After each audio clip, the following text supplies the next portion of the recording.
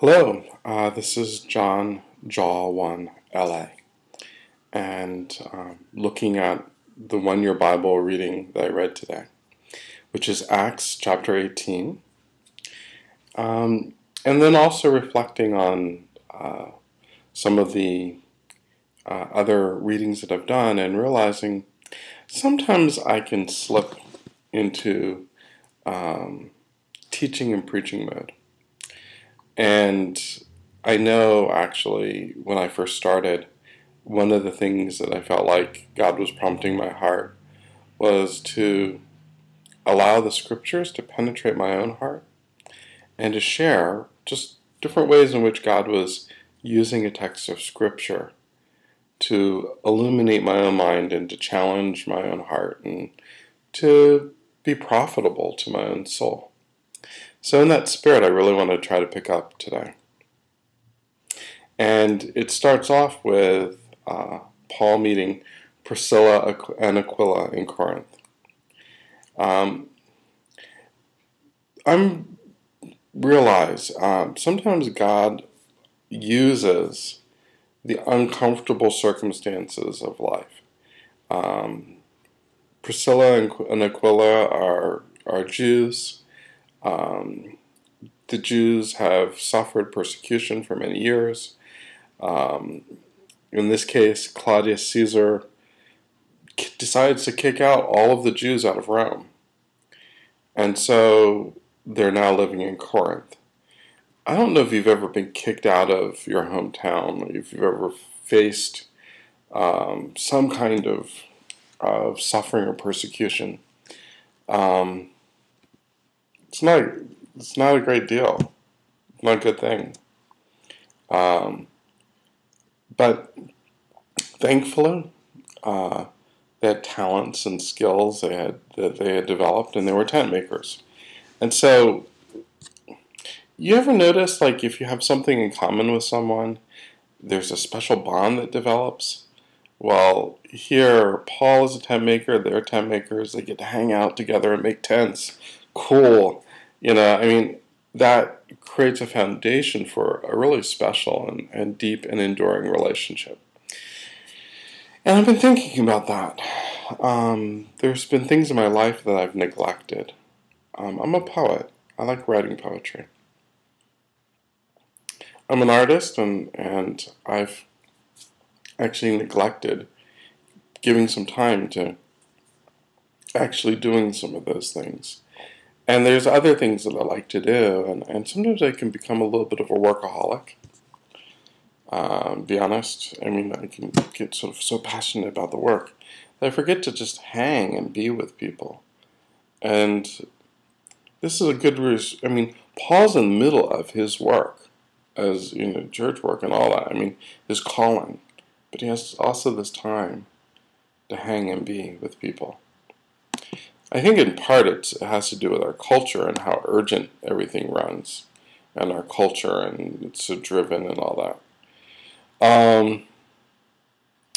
So then in verse 4, Paul's preaching, and he's really trying to convince the Jews from the scriptures that Jesus is the Messiah. And, as long as people aren't engaged in the dialogue, he stays with it.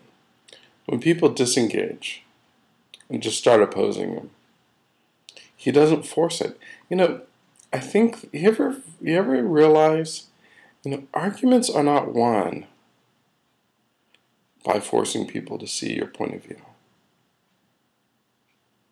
And I know I sometimes, one of the humbling things I think that God has been doing in my own heart is really trying to challenge me in terms of understanding, that I can't force people to see what I see.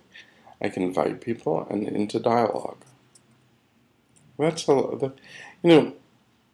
interesting, and it's really important throughout the New Testament.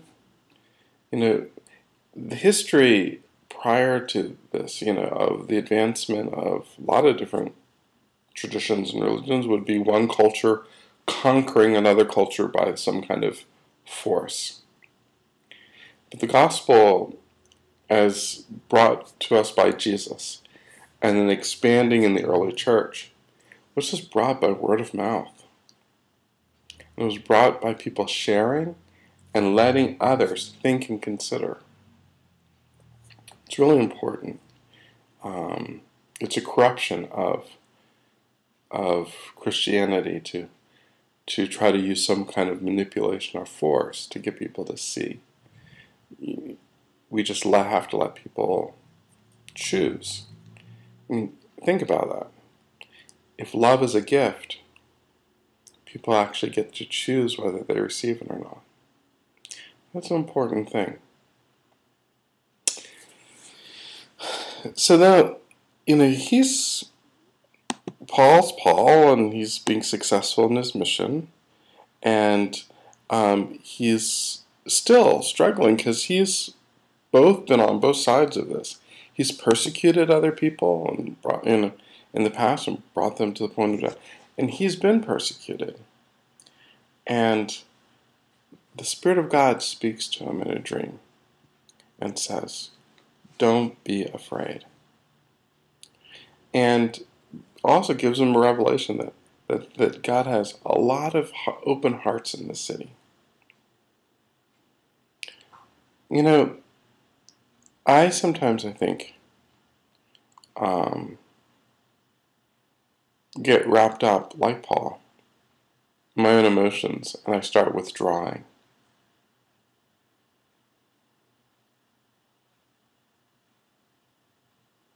And I need that internal revelation from God that would anchor what I'm doing and why I'm doing it with a deeper sense of clarity and vision. Appreciate your prayers on that account. LA is a tough city in a lot of ways, and I love the challenges. Sometimes I find myself really stretched by the challenges of LA. So many different people, so many different cultures, so many different real circumstances that people have to live with and wrestle with. And complexity. And life here in LA, there's a lot of good in it, but it's not easy.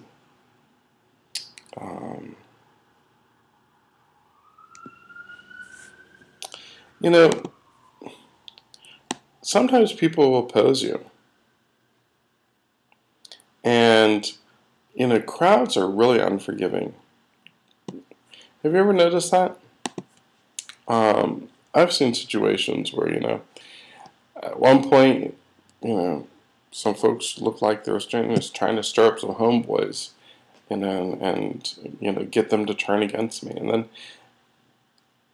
what would happen is somehow they found out I knew certain people, or I had certain relations, or the people learned that I'd visit somebody in the hospital, or had helped to do a funeral, or had, visited somebody who, was in a nursing home. I mean, that was connected to, and all of a sudden the wheels would turn and the situation would change. And people, wow, I really wish we lived in a gentler world. Because people get beat down for so you have these tides of things. Sometimes people will oppose us and not understand why they're opposing us.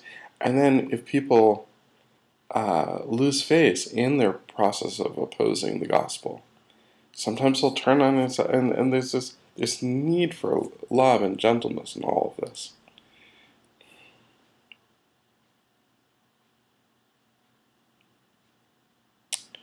Knowing where you're called,